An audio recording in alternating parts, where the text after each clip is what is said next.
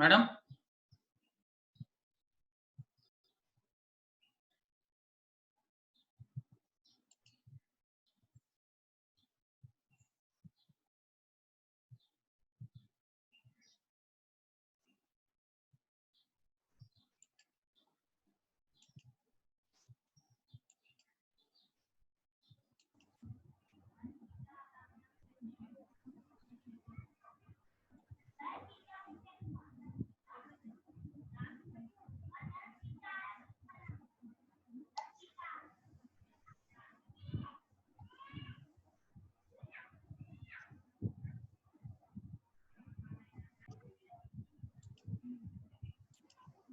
Yes, sir. Right. Now it has started. Start. Yes, sir.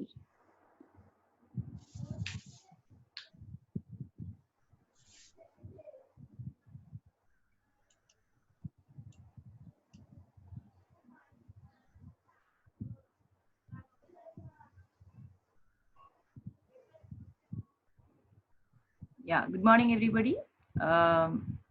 Today I'll be again continuing with the P block elements, but the another group elements, that is group 14 elements. Before I start, again I request the same thing what I requested yesterday. Please have a notebook and a pen to note down the things which are required, whichever you feel like noting it down, which will help you to go with the objective question. Before I start, this way of teaching is totally a new way. थोड़ा सा नया way है teach करने का, and you may also not be comfortable with this type of teaching because you are all the time troubling or doing the teachers all the time mischievous in the classes. And after telling a lot of time, also you just disturb the teachers. But this is the first time you're not at all troubling your teachers at all. But anyways, apart from that, take this classes little seriously. Concentrate on whatever the teachers are telling, particularly what the subject matter, whatever they are trying to deliver, and make a note of it so that in this leisure time what you are having, you can master the topics very well. Because this time you are getting a very quality time where you can utilize the time in improvising your subjects and making your topic perfect, because you are having a lot of time to practice and you are having a quality time at home. So let us start with group 14 elements, that is carbon family. Before I start, I hope that every one of you is concentrating and noting it down and not taking the classes as a casual round of applause. So now let us start with the P block elements. Now, when I talk about the P block elements, I yesterday discussed about the I yesterday discussed about the group 13 elements. Now today I am discussing about the group 14 elements, that is carbon family. You can just look at onto the screen. You are having the members of this family. That is carbon with the symbol C, silicon with the symbol Si, germanium with the symbol Ge, tin with the symbol Sn, and lead with the symbol Pb. So these are the members of group 14 elements, that is carbon family. So carbon, silicon, germanium, tin and lead are the members of this group. Now, when we are talking a little bit about these elements, let us have a little more discussion about these elements.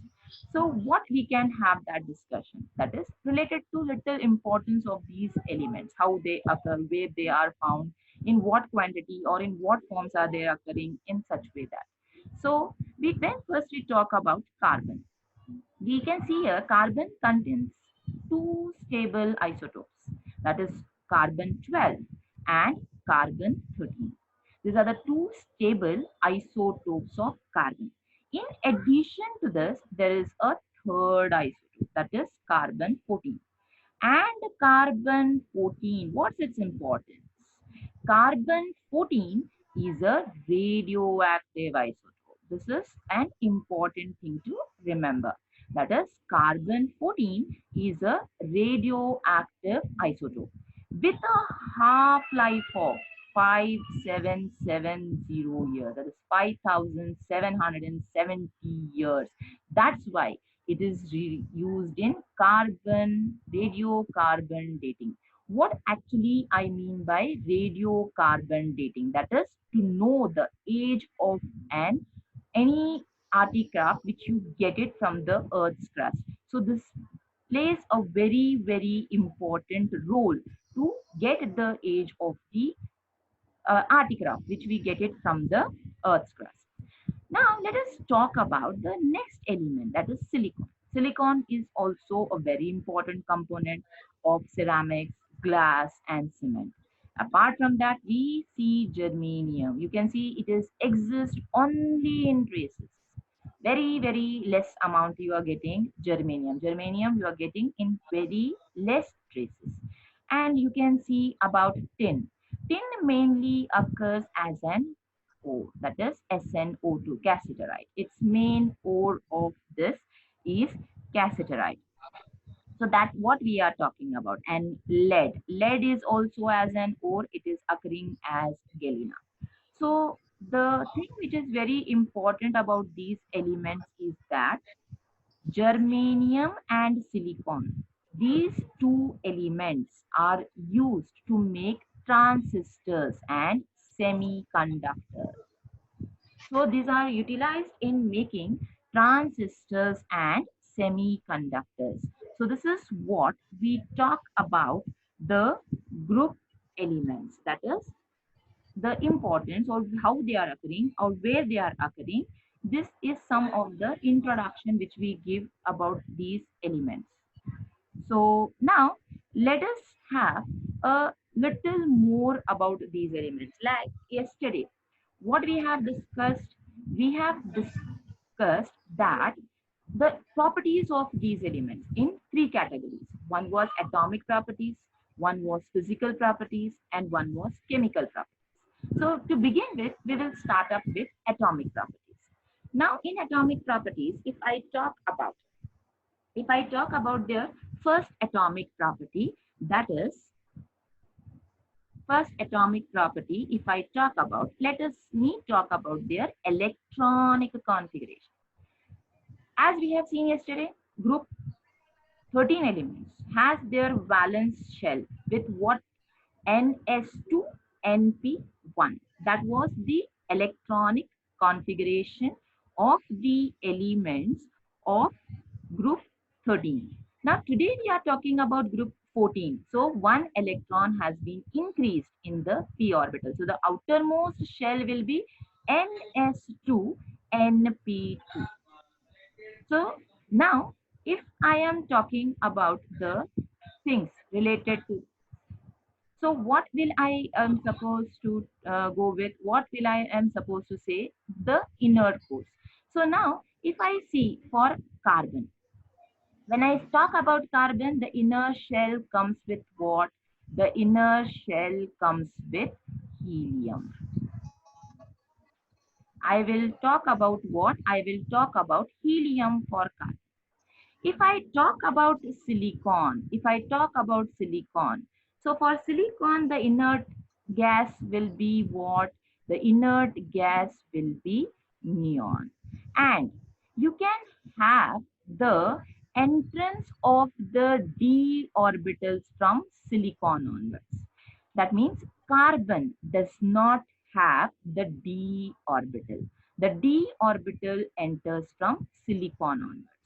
When I talk about the germanium here, the shielding effect starts. That is, germanium has an inner core of which orbital? That is argon.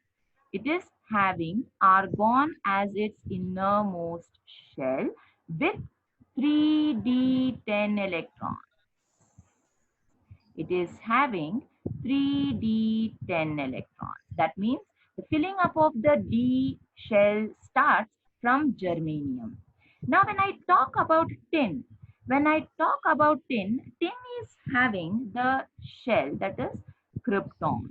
I have it with krypton. When I talk about krypton, I am again having what? 4d10. I'm having here 4d10 electrons apart from their outer core. Then lastly, when I talk about lead, that I talked yesterday with the group 13 elements, that was thallium, where F electrons enter. Here, the F electrons enter in lead. That is, it is having an core of xenon. It is having a core of xenon. Then with 4F14, it will go with 4F14 and 5d10. It will go with 4F14 and 5d10 apart from their configuration, what we have discussed yesterday. So now, in the same way, when I talk about the things here, it is very important for us to know the things here. So now, when I am talking about their configurations, or when I'm talking about this, so the entrance of the D shell starts from which element? From the neon. And argon, krypton, that is germanium, tin, and lead. There, the filling up of the D and F shells start taking place. So now let us talk about the next thing, that is covalent radius. Covalent radius, when I am talking about, so here we know the trend of covalent radii. What is the trend of covalent radii? As we move down the group, shells are added. So definitely there will be an increase in the size of the atom. So the radius definitely goes on increasing down the group. So here we can say there is a considerable increase in covalent radius from carbon to silicon. From carbon to silicon, there is a considerable increase. But thereafter, from silicon to lead, a small increase in radii is observed. The reason for this is absolutely clear. What that is? This is due to the presence of filled D and F orbitals. So as we move down the group, the filling up of the D and F electrons start taking place. Therefore, there is a little bit variation in the sizes of the atoms. So that is what we are considering here. That is, there is a considerable increase in covalent radius from carbon to silicon.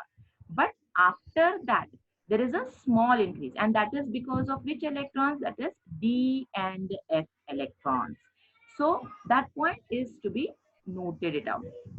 Now, let us talk about the next trend of these elements. When we are talking about the next trend of these elements, we are next concentrating on the next property, that is ionization enthalpy. Now, this the point which is told here, the first ionization enthalpy of group 14 members. The first ionization enthalpy, that is removal of one electron from the p orbital from the group 14 members, is higher, it is told. It is higher here. Higher than what? Higher than the corresponding members of group 13. That means what I is actually telling here, that is, if I compare boron with carbon, or if I compare the corresponding members of group 14 with group 13, I will find that the first ionization enthalpy will be a little higher. The reason for this, it is what? The influence of inner core electron is visible here also. In general, the ionization enthalpy decreases down the group because the size is increasing. Definitely, ionization enthalpy down the group, it decreases. Now, small decrease in ionization enthalpy is from silicon to germanium, then to tin. And then there is a slight increase in ionization enthalpy from tin to lead. This is because of, the reason is very clear, that is poor shielding effect. Because of poor shielding effect, we can see that Because of the d and f orbital electrons participating, the s orbital electrons are little bit pulled by the nucleus and are not participating in the bonding. That's the reason what we say here, that is small decrease in ionization enthalpy from silicon to germanium, then to tin. But slight increase in ionization enthalpy from tin to lead, this is because of shielding effect. So what we are actually talking about. Now let us move on to the next property. Now the next property which we are trying to speak out here is the electronegativity. Electronegativity about these group elements. Now comparatively the size is small than the group. So due to small size, the elements of this group are what? Slightly more electronegative than group 13. Here it is comparing the properties of what? Group 14 elements with group 13 elements. How are they different, or what is the change in the properties? Yesterday we discussed just the first group elements of P block, that was group 13 elements in general without any comparison. Now we have a comparison here, that is group 13 for our group 14 elements. So the electronegativity of these elements is what? Slightly more. Because what? Because of their small size. Now the electronegativity values of these elements from silicon to lead, that is from silicon, from carbon to silicon it may is varying, but from silicon to lead it is almost the same. So that point is to be noted it out. Okay. So now let us move on to the next properties. Now we have finished with their atomic properties. Now let us come down to their physical properties. Now when I am talking about their physical properties, what are the things which I should count on, or what are the things which I should note here? Now, what is the point telling? The group members are solids. All are solids in nature. Okay. And what is the next point telling? Carbon and silicon both are non-metal. Carbon and silicon of this group are non-metal. Whereas germanium is what? A metalloid. Okay. Whereas tin and lead are soft metals. They're telling soft metals with low melting points. Now, the next which is what is being told here, melting points and boiling points of group 14 elements are much higher, are much higher than group 13 elements. And if I compare again with the group 13 elements, their melting and boiling points of group 14 elements will be little, or you can say much higher than that of the group 13 elements. So now when we are having this as the point, so we have to remember carbon and silicon are what? Carbon and silicon are non-metals. Germanium, metalloid, and tin and lead are soft metals. So now let us move on to the next sequencing here. When I am talking about the chemical properties of these elements, when I am talking about the chemical properties of these elements, I am first concentrating on the oxidation state and their trends in the chemical reactivity. Now, we yesterday discussed that group 13 elements have 3 electrons in their valence shell. Here we are talking about group 14 elements. Group 14 elements have how many electrons? 4 electrons in their outermost shell. So the common oxidation states for group 13 were what? It was just, can you recall it out? Or no? Or everything is gone with the class. So group 13 elements had 2 oxidation states. One was +1 and one was +3. And we said that as we move down the group, +3 oxidation state becomes less stable, whereas +1 oxidation state becomes more stable. That means thallium is more stable in +1 oxidation state rather than +3 oxidation state. Now, these elements over here, the common oxidation state exhibited by these elements are what? +4 and +2, involving 2 s electrons and involving all the p and s electrons +2. Now, There is an exceptional case here. We have seen yesterday that there are no negative oxidation states for the elements. But here, carbon can also have negative oxidation states. So apart from having positive oxidation states, it can have a negative oxidation state as well. Now, since the sum of first four ionization enthalpies is very high, so compound with plus four oxidation states are usually what in nature? Covalent in nature. So the reason is also being quoted over here. That is, the sum of the first four ionization enthalpies are very high. So because of that reason, plus four oxidation state compounds are usually what in nature? Covalent in nature. So that point is to be remembered here. Now, when I talk about the things here, I'm telling in heavier members, the tendency to show plus two oxidation state increases in sequence. Now, germanium, tin, and lead. The reason here again, same thing. The intervening of D and F electrons, and because of that, inert pair effect takes place. That is due to poor shielding. So that point is to be clarified here out. So now the next thing what we can say here. So it is what we are trying to tell.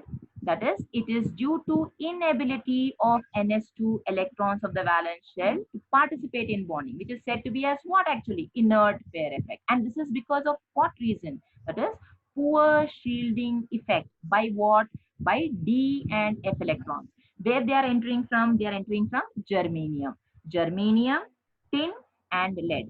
Germanium and tin are having D electrons, whereas tin has D and F electrons as well. So there is more things to remember here.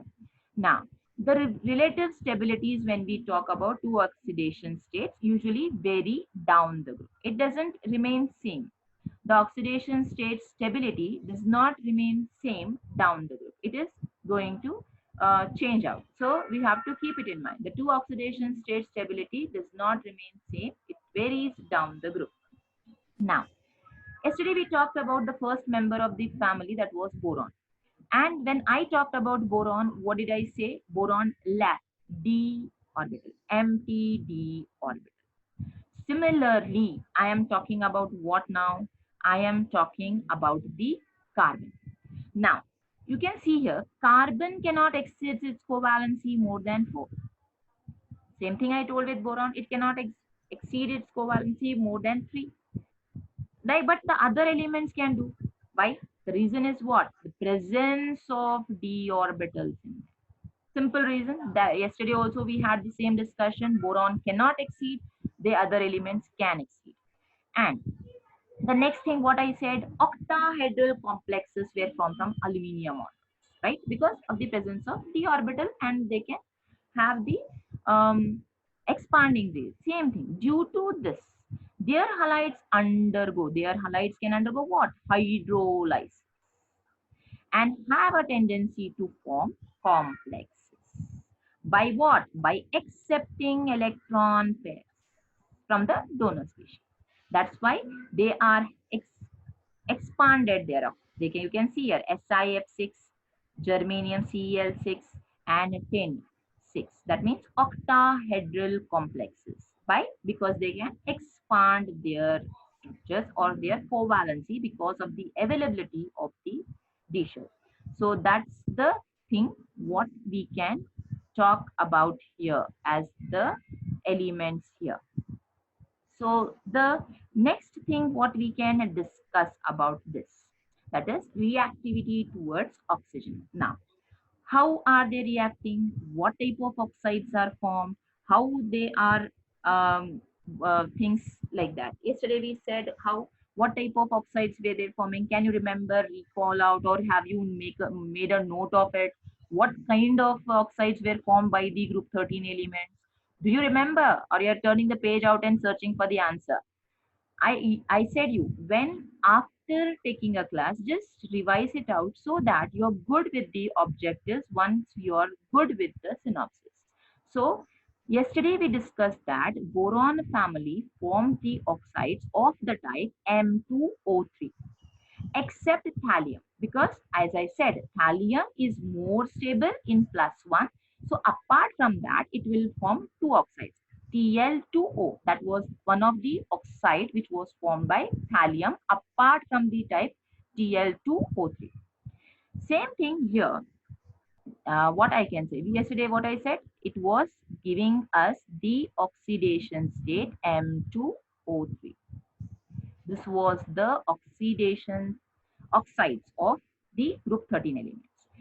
Here, thallium was the element. Apart from giving the oxide in this type, it even formed an oxide Tl2O. This was a thing which we talked about thallium. Now, we'll talk about the group 14 elements. Okay. All the members, when heated in oxygen, forms oxides. Yeah. There are mainly two types of oxides, monoxide and dioxide. They are forming two types of oxide. One is monoxide and one is dioxide respectively. They are forming monoxide as well as dioxide. Now, oxides in higher oxidation state. Higher oxidation state means which oxidation state? Can you just recall? Which oxidation state is the higher oxidation state for these elements? +4. Is right? The higher oxidation state for these elements is +4 and are generally more acidic. That means the oxides in higher oxidation state, that is +4 oxidation state, are generally more acidic than those in lower oxidation state. Okay. Now, we talk about now the dioxides. Dioxides are what? Carbon dioxide, silicon dioxide, germanium dioxide are acidic. So the dioxides of carbon, silicon, germanium, these are the three elements, are usually what? Acidic. Whereas tin oxide, that is tin dioxide, and lead dioxide are what in nature? Amphoteric in nature. Acidic means what? They will be usually reacting with basic solutions. Amphoteric means what? They will be usually reacting with what? Both acidic and basic solutions.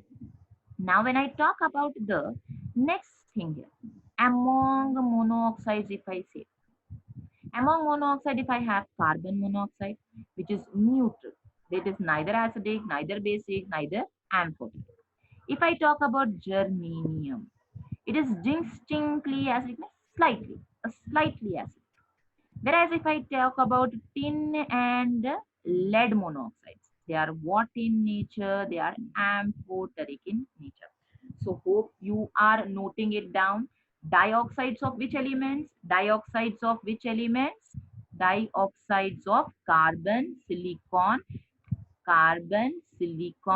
and germanium are acidic. Tin and lead are amphoteric. Whereas monoxides of carbon is neutral, germanium is distinctly acidic, and tin and lead are amphoteric. So this is to be clear and noted here. Okay, so you have to be noting it down whenever it is required. Okay, now let us move on to the next property, that is towards water. How these elements react with water.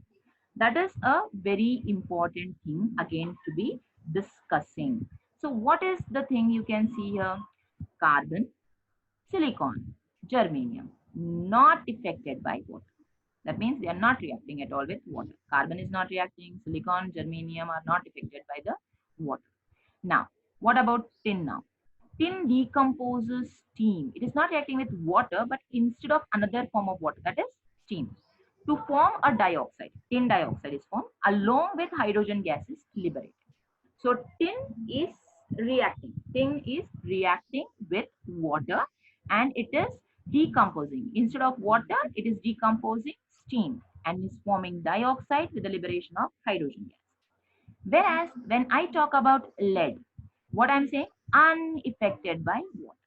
Probably, again, this thing we have discussed it yesterday. Probably because of protective oxide film formation.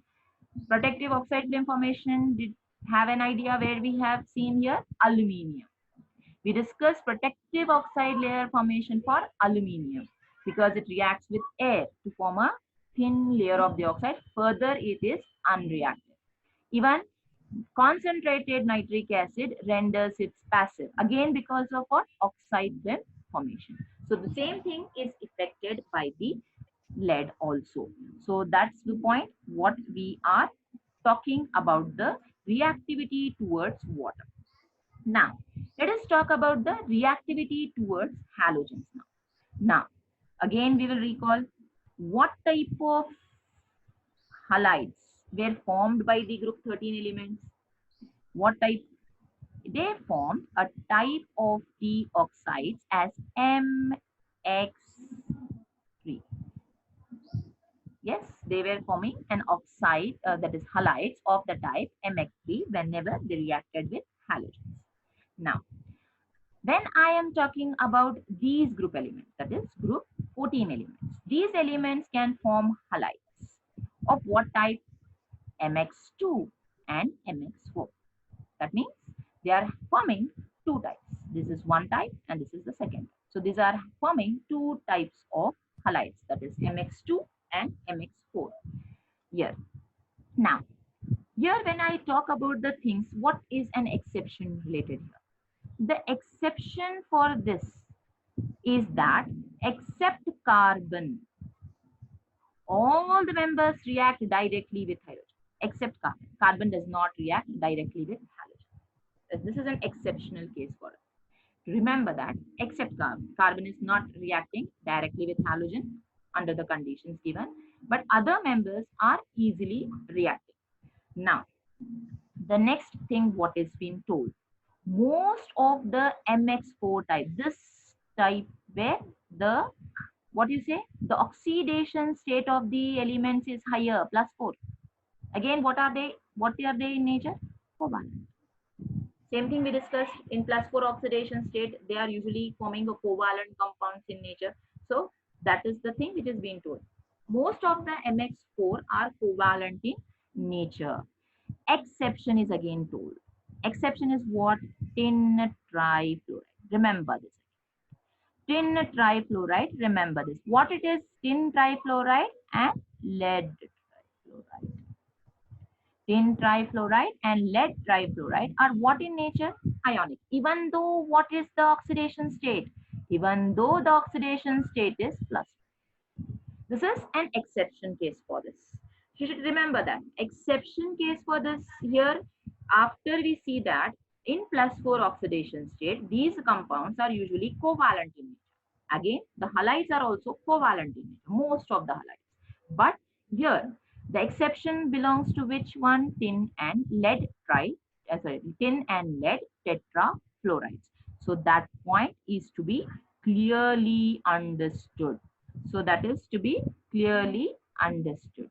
Now, the next thing which is little bit in as an important part, or you can say this is a section where you are being more question asked. So you have to have a little depth about the knowledge of the halides of these elements. Now, when I talk about the things as an exception case or as a point here, here it is said here, PbI4, that is a tetraiodide of lead, does not exist. It is not existing at all. A tetraiodide of lead is not at all existing. Why? Why it is not existing? Because of PbI bond initially formed during the reaction does not release enough energy to unpair which electrons? 6s electrons. It is not able, when the bond is cleaved, initially it is cleaved, it is not able to release much energy. So that the 6s2, that is the paired electrons in the s orbital, can be unpaired. And so, and if they are not unpaired, whether they can be excited to higher energy orbital? So that is the reason PbI4 does not exist. That point has to be remembered. Okay, heavier members here, that is germanium to lead. Germanium to lead are able to make halides of the formula Mx2. What is that? Which state? +2 oxidation state. It is a higher oxidation state or a lower oxidation state? Lower oxidation state. Again, the reason for this is what? Non-participating of the s electrons due to inert pair and making only p electrons involved in bonding, whereas s electrons are not involved in bonding. Therefore, germanium to lead, that is germanium, tin, and lead, are able to make halides of the formula which type? Mx2 type, that is in +2 oxidation state. You can easily tell here the stability of dihalides. Dihalides, again, the same thing what I'm talking about. Increases down the group, definitely increases down the group. The reason, again, poor shielding effect and inert pair. Now, when I am talking about the exceptional again, that is carbon tetrachloride. Except carbon tetrachloride, other tetrachlorides are easily hydrolyzed by water. They can be easily hydrolyzed by water. But only carbon tetrachloride cannot be hydrolyzed by water, because the central atom can accommodate the lone pair of electrons from oxygen to accommodate water molecules in the d orbital, because the other halides can easily accommodate what? Lone pair of electrons from the oxygen atom to form water molecules in d orbital. So that is why we have to remember the exception cases. Exceptions are important to remember, because exceptions are the only way in which the questions are asked. Now, let us talk about the next thing, what is important. Here, when I am talking about the next important trends and anomalous behavior of, yes, as we know, boron is also behaving differently. In the same way, carbon is also behaving differently. How it is behaving differently, that is to be counted, or that is to be noted. Now, what is the thing what is telling here? Like first member of other groups, carbon also differs from rest of the members of its group. Every group first element usually differs from the rest of its members. The reason for everything, for every group, remains the almost same. That is what? Smaller size, higher electronegativity, higher ionization enthalpy, and unavailability of d orbitals. So this is the basic reason for all the groups, first member of all the groups, to behave differently than the rest of the members. That's the basic reasons. Even for boron, you can go with the same. Even for carbon, you can go with the same. So this is what we can talk about. Now, we say that carbon accommodate only 4 pair of electrons around it. Why? Because it cannot expand its octet. It cannot expand its covalency. Why? Because it is not having which orbital? D. Empty d orbital is not there. It is not having empty d orbital. When it is not having